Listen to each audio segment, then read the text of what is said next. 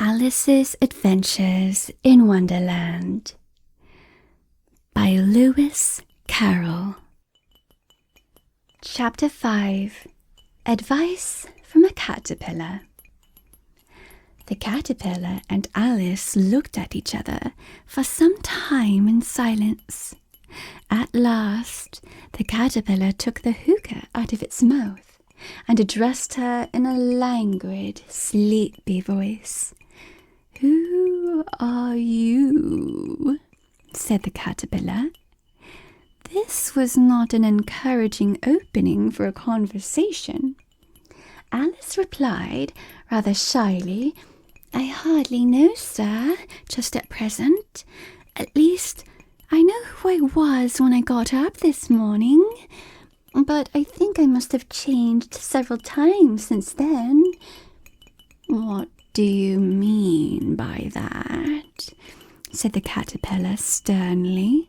"Explain yourself." "I can't explain myself, I'm afraid, sir," said Alice, "because I'm not myself, you see." "I don't see," said the caterpillar. "I'm afraid I can't put it more clearly," Alice replied very politely, "for I can't understand it myself to begin with. And being so many different sizes in a day is very confusing." "It isn't," said the caterpillar. "Well, perhaps you haven't found it so yet," said Alice, "but when you have to turn into a chrysalis, you will someday, you know, and then after that into a butterfly. I think you'll feel it a little queer, won't you?" "Not a bit," said the caterpillar. "Well, perhaps your feelings may be different," said Alice. "All I know is it would feel very queer to me." "You?" said the caterpillar contemptuously. "Who are you?" Which brought them back again to the beginning of the conversation. Alice felt a little irritated at the caterpillar's making such very short remarks, and she drew herself up and said, very gravely, "I think you ought to tell me who you are first." "Why?" said the caterpillar. Here was another puzzling question, and as Alice could not think of any good reason, and as the caterpillar seemed to be in a very unpleasant state of mind, she turned away. "Come back," the caterpillar called after her. "I've something important to say." This sounded promising, certainly. Alice turned and came back again. "Keep your temper," said the caterpillar. "Is that all?" said Alice, swallowing down her anger as well as she could. "No," said the caterpillar. Alice thought she might as well wait, as she had nothing else to do, and perhaps, after all, it might tell her something worth hearing. For some minutes it puffed away without speaking. But at last it unfolded its arms, took the hookah out of its mouth again, and said, "So you think you're changed, do you?" "I'm afraid I am, sir," said Alice. "I can't remember things as I used, and I don't keep the same size for 10 minutes together." "Can't remember what things?" said the caterpillar. "Well, I've tried to say, 'How doth the little busy bee?' but it all came different," Alice replied in a very melancholy voice. "Repeat, 'You are old, Father William,'" said the caterpillar. Alice folded her hands and began, "You are old, Father William," the young man said, "and your hair has become very white. And yet you incessantly stand on your head. Do you think at your age it is right?" "In my youth," Father William replied to his son, "I feared it might injure the brain. But now that I'm perfectly sure I have none, why, I do it again and again. You are old, said the youth, as I mentioned before, and have grown most uncommonly fat. Yet you turned a back somersault in at the door. Pray, what is the reason of that? In my youth, said the sage, as he shook his grey locks, I kept all my limbs very supple. By the use of this ointment, 1 shilling the box, allow me to sell you a couple. You are old, said the youth, and your jaws are too weak for anything tougher than suet. Yet you finished the goose with the bones and the beak. Pray, how did you manage to do it?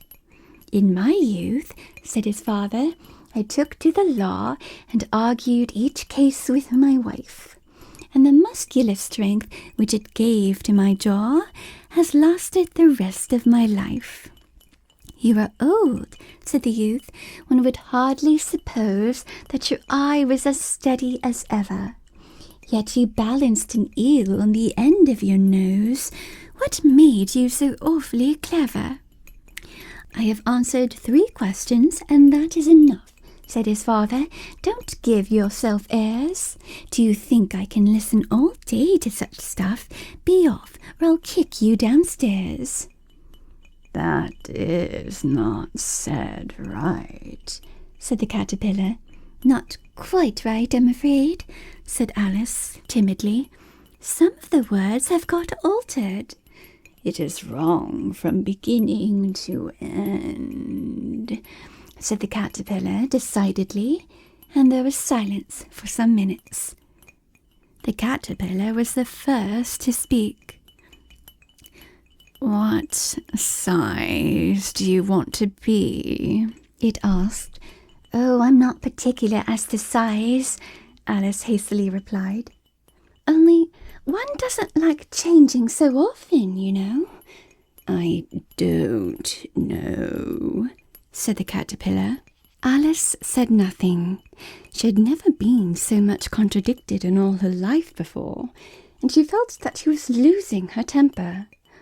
Are you content now? Said the caterpillar. Well, I should like to be a little larger, sir, if you wouldn't mind, said Alice. 3 inches is such a wretched height to be.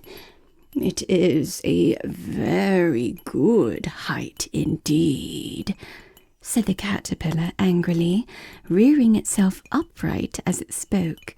It was exactly 3 inches high.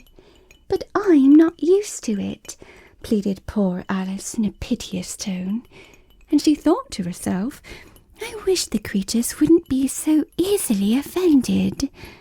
You'll get used to it in time, said the caterpillar, and it put its hookah into its mouth and began smoking again. This time Alice waited patiently until it chose to speak again. In a minute or two, the caterpillar took the hookah out of its mouth and yawned once or twice and shook itself. Then it got down off the mushroom and crawled away into the grass, merely remarking as it went, "One side will make you grow taller, and the other side will make you grow shorter." One side of what? The other side of what? Thought Alice to herself. Of the mushroom, said the caterpillar, just as if she had asked it aloud, and in another moment it was out of sight. Alice remained looking thoughtfully at the mushroom for a minute, trying to make out which were the 2 sides of it, and as it was perfectly round, she found this a very difficult question. However, at last she stretched her arms round it as far as they would go, and broke off a bit of the edge with each hand. And now, which is which? She said to herself, and nibbled a little of the right-hand bit to try the effect. The next moment she felt a violent blow underneath her chin. It had struck her foot. She was a good deal frightened by this sudden change, but she felt that there was no time to be lost, as she was shrinking rapidly. So she set to work at once to eat some of the other bit. Her chin was pressed so closely against her foot that there was hardly room to open her mouth, but she did it at last, and managed to swallow a morsel of the left-hand bit. "Come, my head's free at last," said Alice in a tone of delight, which changed into alarm in another moment, when she found that her shoulders were nowhere to be found. All she could see, when she looked down, was an immense length of neck, which seemed to rise like a stalk out of a sea of green leaves that lay far below her. "What can all that green stuff be?" said Alice. "And where have my shoulders got to? And oh, my poor hands, how is it I can't see you?"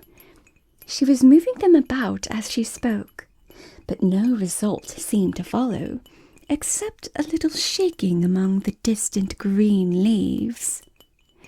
As there seemed to be no chance of getting her hands up to her head, she tried to get her head down to them, and was delighted to find that her neck would bend about easily in any direction, like a serpent. She had just succeeded in curving it down into a graceful zigzag, and was going to dive in among the leaves, which she found to be nothing but the tops of the trees under which she had been wandering, when a sharp hiss made her draw back in a hurry. A large pigeon had flown into her face, and was beating her violently with its wings. "Serpent!" cried the pigeon. "I'm not a serpent," said Alice indignantly. "Let me alone." "Serpent, I say again," repeated the pigeon, but in a more subdued tone, and added with a kind of sob, "I've tried every way, and nothing seems to suit them." "I haven't the least idea what you're talking about," said Alice. "I've tried the roots of trees, and I've tried banks, and I've tried hedges," the pigeon went on, without attending to her. "But those serpents, there's no pleasing them." Alice was more and more puzzled, but she thought there was no use in saying anything more till the pigeon had finished. "As if it wasn't trouble enough hatching the eggs," said the pigeon, "but I must be on the lookout for serpents night and day. Why, I haven't had a wink of sleep these 3 weeks.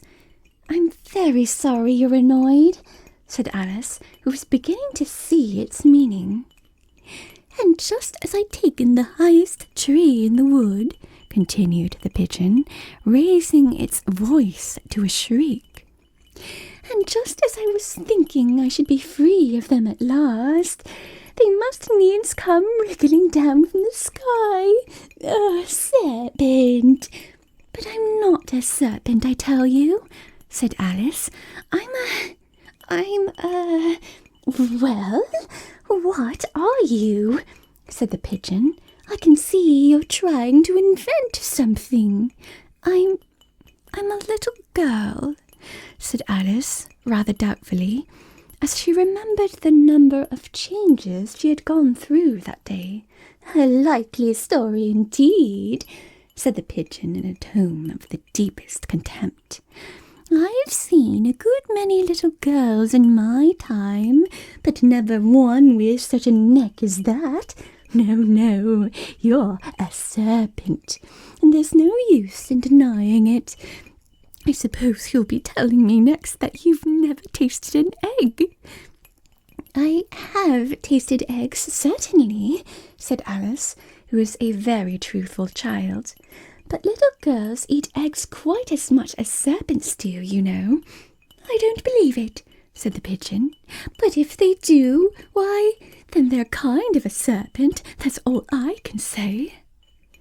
This was such a new idea to Alice that she was quite silent for a minute or two, which gave the pigeon the opportunity of adding, "You're looking for eggs, I know that well enough.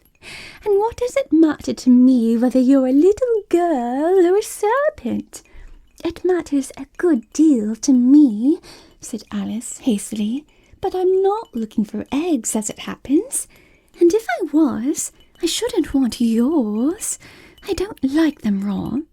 "Well, be off then," said the pigeon in a sulky tone, as it settled down again into its nest. Alice crouched down among the trees as well as she could, for her neck kept getting entangled among the branches, and every now and then she had to stop and untwist it.